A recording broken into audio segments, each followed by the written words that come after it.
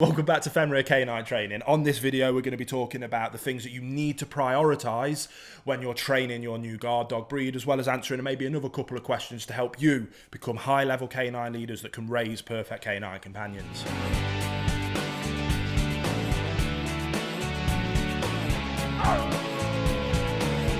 Welcome back. If you are new here, my name's Will. I'm a canine behaviourist and I'm the founder of FenrirCanineLeaders.com. This is my wonderful wife, Rachel, and she has been asking you guys for some questions over on Instagram. She's saved all those questions. She's going to ask them to me, and hopefully I'll be able to give you as detailed an answer as possible to help you out, whether it's about training, breeds, behaviour, psychology, business, personal. Nothing's off the table. If we can help you, we want to help you. So let's dive into the very first question. So, first question.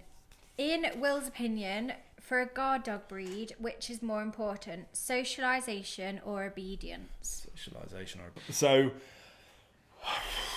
Obs both. Yeah, this is, again, the answer, is both. And now the easy answer is both, and I'll try and give you a more detailed answer now. So everything I do when I'm working with clients with puppies, and the same goes for my Perfect Puppy course, is I talk about the importance, and I break it down into three sections: manners, socialization, and obedience. You can't have a perfect canine companion without all three of those areas being nailed. Now, as a behaviourist, I work with different cases, and usually 1, 2, or 3 of those areas are missing. And without all 3 of those areas being there, you're not going to be able to have a perfect canine companion. Let's give you an example. You can have a breed that's wonderfully socialised. It can have incredible obedience in terms of trick training, but if its manners are really poor and it barks all the time and jumps up people, then it's an annoying, obnoxious dog, and we need to address that. Now, if we've got a dog that is really well socialised, has wonderful manners, but doesn't know how to walk to heel or recall or sit and stay, then we've got an issue. We need to address that. If we've got a dog that knows all its obedience and in the home it has excellent manners, but you didn't socialise it well then every time it goes out, it's going to be incredibly fearful, anxious, and it's going to be forced into a fight or flight response, and we've got an issue on our hands. Now, if you've got a dog that is well socialised, so it's calm under all different environments, it's got excellent manners, so it will sit and wait quietly and patiently for guidance and direction from yourself as a leader. And you have enough obedience to layer on top of that, so that not only are they going to be patient, quiet, and look to you for direction, you can give them that direction in terms of basic obedience. Then at that stage, you have a perfect canine companion. Now, in terms of how to prioritise that, I think I probably do have an answer, but I don't ever want to kind of stress that answer, because I don't ever want to give people an excuse to slack off on any one of those areas.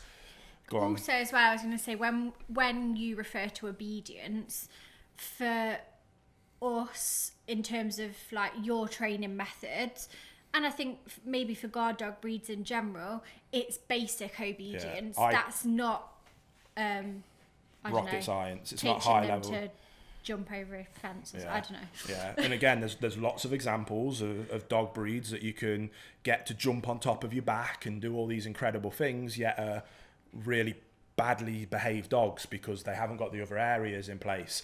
Now, what Rachel just said, I preach something in terms of obedience. I call it perfect basic obedience. So I want a dog that will sit and stay when I ask it to, using good manners, patiently, calmly, and wait for more guidance and direction. I want it to walk nicely to heel next to me, regardless of what's going on. And I want it to come to me whenever I ask it to.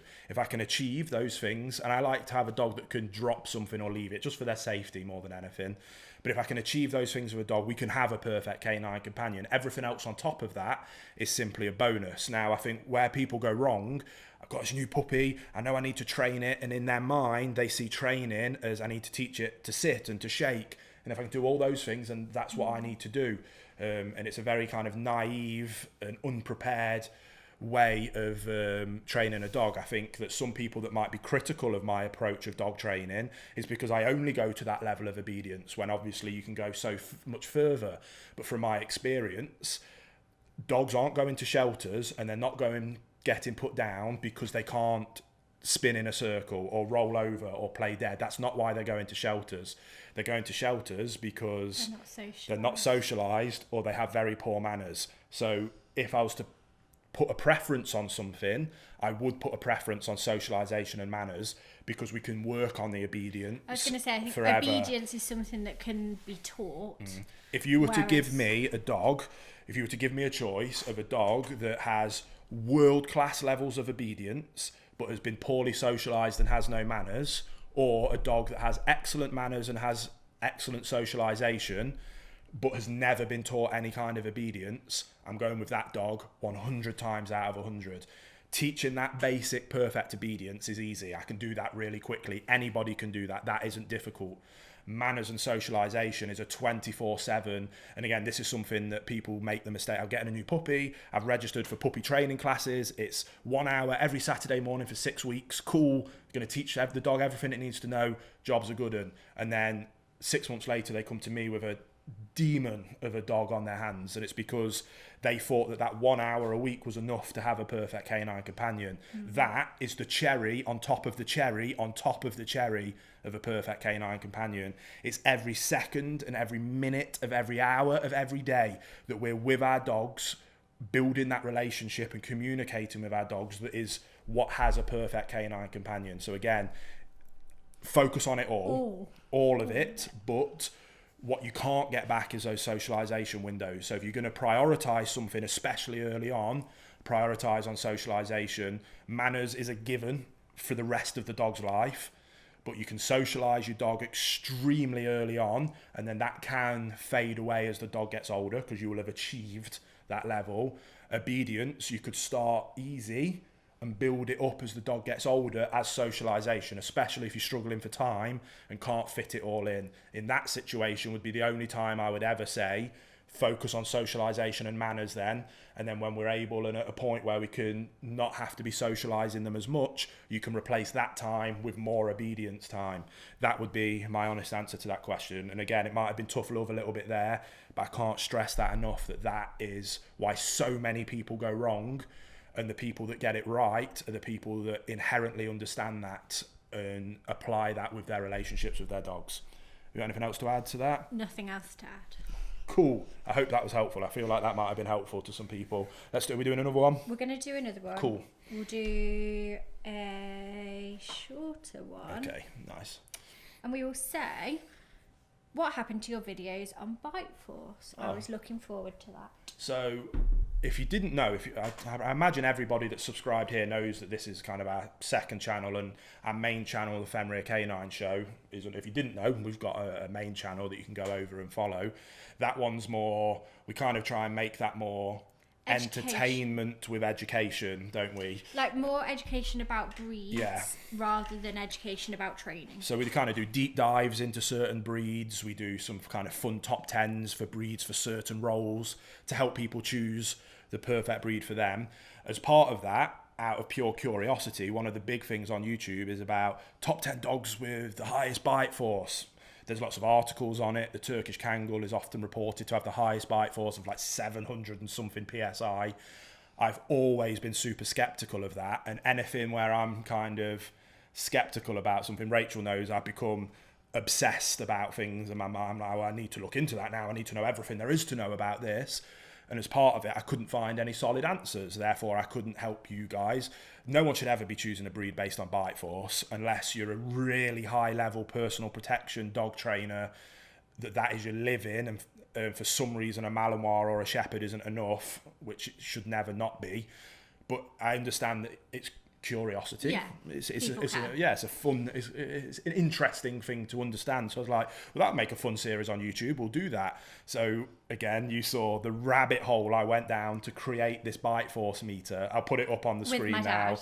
Yeah, Rachel's dad's kind of like a genius when it comes to these engineering, and Rachel's brother's an engineer, so he had to do all the complex stress calculations of how to make sure the thing was strong enough but could also measure super accurately the bite force. It was a whole thing, and it consumed my life for a very long time.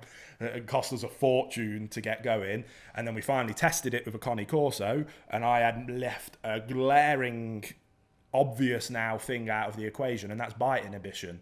The Connie Corso we were testing, we built it to be kind of like a tug of war machine, and we were thinking the dog will come, they'll want to play tug of war, so they'll bite on it as hard as they can, and then we'll be able to test which dog has the highest bite force. Very simple, you'd think, but no, the dog, and it was a fascinating result, but the dog would only bite onto it hard enough to have a fun game of tug and war, and then no more. So we only kind of got a reading of like 70 psi, and a Corso is definitely capable of much higher than that, but it felt the need, it inhibited its bite to only do it to have a fun game with its owner, which for me was a fascinating result, but for everybody else watching was a bit of an anticlimax. And I think ethically it just can't be measured, which is the reason why it isn't done, because you can't ethically get a dog to the point where they feel like their life is at risk in order to have their bite force at the maximum.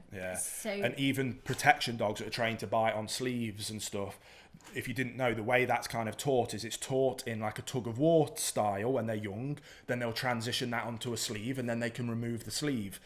They still probably aren't coming anywhere near what they're actually capable of, because a protection dog that you see these Malinois jumping through car windows and getting on people's arms and stuff, to them that's a game. They're not in a fight for their life situation. They're working. It's a working job, and they'll train them to try and take it quite far, but you can't put them in that red mist zone of fighting for their life to truly be able to measure how hard it was. So we were thinking, well, if we can get every dog breed to get up to like 70% of its maximum, and then we can measure off that, and at least we'll know which one has the highest, even if it's not what they're capable of. We found that a dog, regardless of their breed, will use bite inhibition to bite onto something just enough to have a fun game of tug of war. And that left us in a bit of a sticky situation. So we've been trying to work out other options and other solutions. But again, if you've got any ideas, I am more than open. I've got that device. Like I say, it cost us a lot of money. I'd like to put it to use. I'd love to do that video series. It'd be fun. But it's just the ethics behind behind but I it. won't put a dog at risk or at jeopardy simply to measure its bite force for a fun YouTube video. So if you can think of a way where it's safe for the dog, it's fun for the dog, and it will give us an accurate result, I am all ears. Are protection dogs trained to bite to kill, or are they just trained to bite to injure or hold down? I'm not a protection dog expert. I work with guard dog breeds, but I work with them in a companion setting, how for them to be good family companions first, that have that skill set tucked away at the back of the filing cabinet should, God forbid, they ever need it. So it's worth me saying that now. I do find it fascinating, and I've looked into it, and it's definitely something I would like to look into more in the future. If I ever manage to pluck some more time out of thin air, it'd be fun just to go and spend a month working with protection people and just be an apprentice for them. I love that kind of thing. But yes, they're not necessarily trained to kill. I think that there's some people that can do that and will train a dog to bite on a neck, for example. I think that's if we're going really high level.